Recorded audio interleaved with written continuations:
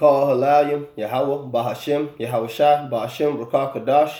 Double honors to the elders and the apostles of Great Millstone who rule well. Shalom and salutation to the hopeful elect. The Akim out there spreading the gospel throughout the four corners of the earth in sincerity and truth, presenting their bodies as a living sacrifice, as the scriptures say. All right, men that have hazarded their lives. Okay. Shalom to the Aqua, the few sisters that do listen to us as well. All right, and I'm gonna just get right into it. This is the brother Yarmar from the Great Millstone Chicago camp, and basically, you know, I'm coming with another lesson concerning the times because the scriptures tell you to do that. All right, the scripture tells you in the book of Ecclesiasticus, a man is matter of fact, let me just get it. It's on. If I can find it all.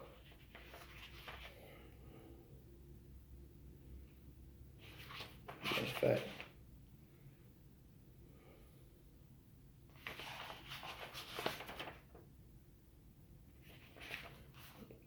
39. Come. This is Ecclesiasticus or Sirach 39:1 in the Apocrypha. It says, "But he that giveth his mind to the law of the Most High, and is occupied in the meditation thereof, will seek out the wisdom of all the ancient, and be occupied in prophecies. He will keep the sayings of the renowned men, and where subtle parables are, he will be there also." So he will, be occupied in prophecies. And right now we are occupied in prophecies. That's why we always talking about the RFID, which is the mark of the beast. All right, the RFID chip. All right, we always talking about the ICBM missiles, which are the arrows spoken about in the scriptures. 2nd Esdras, the 16th chapter. The arrow that shot from one end of the earth to the other.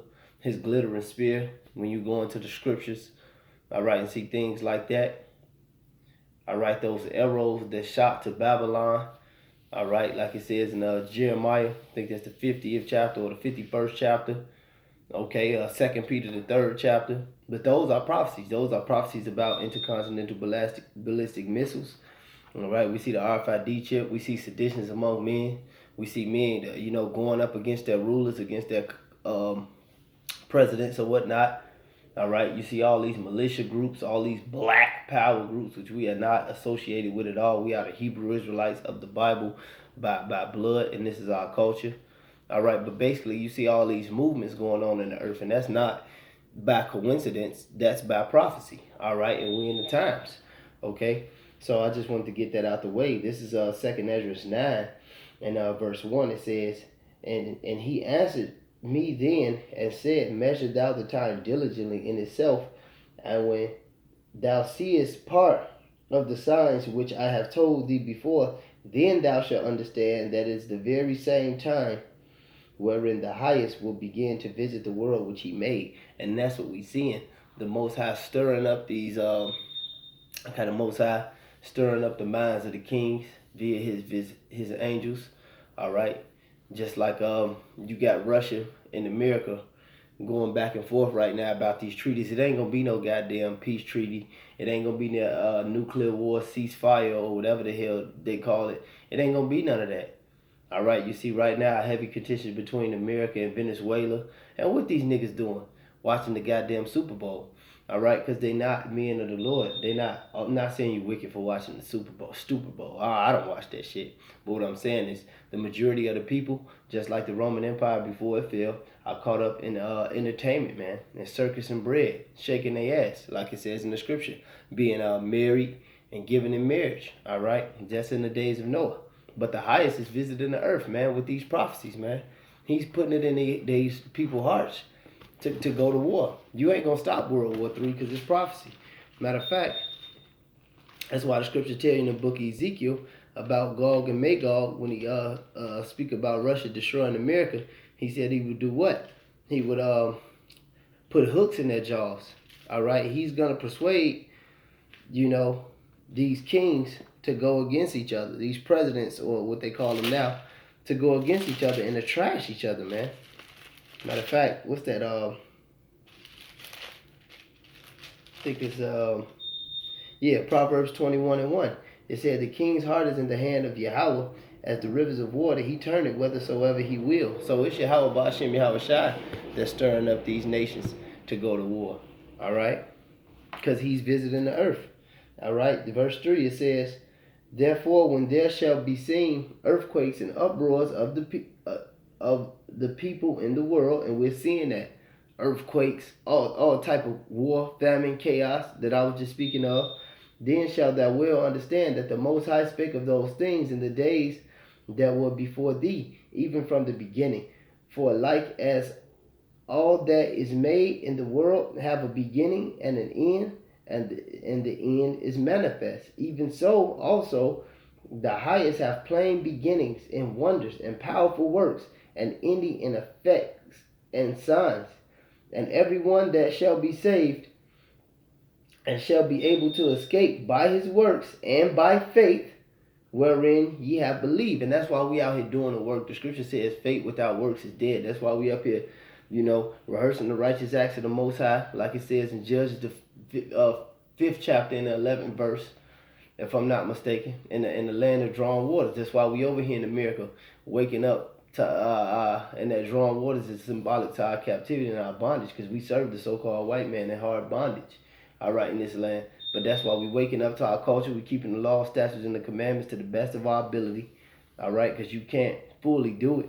This whole earth is defiled, and everything in it is unclean. All right, that's why we preaching the gospel. That's why we going out to the highways and the byways, because we trying to be delivered by faith and by our works. All right, and that's why we making these videos, because we don't want the Most High to spew us out. All right, that's why we take time out of our day and study, because we see the times and we know what's going on. All right, so this is the time to be very fervent and relevant in living up to your office in this truth. All right. Salakia. Just make sure it didn't cut off. All right, this says, even so, the times of the highest, verse 6, 2 Ezra 9 and 6, even so, the times also of the highest have plain beginnings and wonders and powerful works, and ending in effects and signs. And we are seeing those signs right now. Verse 7, it says, everyone that shall be saved and shall be able to escape by faith, Salaki, by his works and by faith, wherein ye have believed, shall be preserved from the said perils, and see my salvation in thy land and within thy borders. And I have sanctified them for me in the beginning. All right, and this is the end of a time, in the beginning of a time. Right now, this is the end of Esau's age. Esau is the so-called white man, woman, and child, according to the Holy Bible. And his rulership is being denounced, is being destroyed. You got the white man being a homosexual. You got the white woman on crack having sex with the black man. They sleeping on the train. They sleeping on the floors. Look, man, this place is done. All right. Every damn superhero movie you see, who the damn superhero? Who the one to get out? Jake. All right. Some type of Israelite, whether he be from the Latin tribes or whether he be from the black tribes, the so-called black and Latin tribes, Native American tribes. All right. But because they know this age is over. All right, we coming back into power, slowly but surely. Well, really fastly now. But I'm gonna get that scripture. This is 2 Ezra 6. Since we right here, this is 2 Ezra 6 and verse 7. It said, "Then I answered, and then answered I and said, What shall be the part in the son of the times? When shall the end of the first and the beginning of it that followeth? And he said unto me, From Abraham unto Isaac, when Jacob and Esau were born of him, Jacob's hand healed first the heel of Esau. For Esau is the end of the world, and Jacob is the beginning of it that followeth. Esau is the end of this age, and Jacob is the beginning of the age that comes after it. And just like the Lord promised, he won't destroy the earth with water. All right? He's going to destroy it with thermonuclear fire. All right? And us Israelites, how could we be a threat, a physical threat to you? We don't own any missiles. The white man got all the nukes.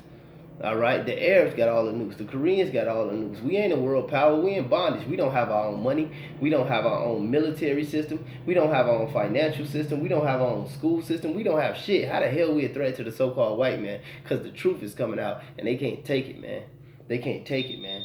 Because they know by just seeing us, according to Wisdom of Solomon 5 and 1, because they at least know what's in the scriptures, they know that when this is coming into play, this place is through. All right, but just going into the Esau being the world, because that was the point we was making the other day Esau being the end of this age, the Edomites, which are not done away with, like the Elder Malcolm said, it'll be a great historic movie or something about the Edomites getting done away with if there was, but it's not, because Esau is the last reigning kingdom before the Lord comes. This is the book of Obadiah, right? And this whole chapter is about Esau. Matter of fact, I'm going to start Obadiah 1 and 6, and I'm going to jump down and say, how are the things of Esau searched out? How are his hidden things sought up? And he's been sought up through the spirit and power of Yahweh Ba'ashem Yahweh Shai. That's the answer to that. All right. But this is Obadiah 1 and 17. It says, but upon Zion shall be deliverance, and there shall be holiness, and the house of Jacob shall possess their possessions. Because the blacks, Latinos, and Native Americans make up the house of Jacob, and we shall possess our possessions, which proves that the people who call themselves Jewish and Israeli, who run this YouTube thing right here and might shut down this video, are not the people of the Lord. Verse 18, it said, and the house of Jacob shall be a fire, and the house of Joseph a flame, and the house of Esau for stubble. And they shall kindle in them and devour them, and there shall not be any remaining of the house of Esau, for Yahweh hath spoken it. And this is the end of his age. And they of the south shall possess the mount of Esau, because they're coming back and they're going into slavery, just like they did us. And they of the plain of the Salakia shall possess the mount of Esau, and they of the plain of the Philistines, they shall possess the fields of Ephraim, and the fields of Samaria and Benjamin, and shall possess the land of Gilead.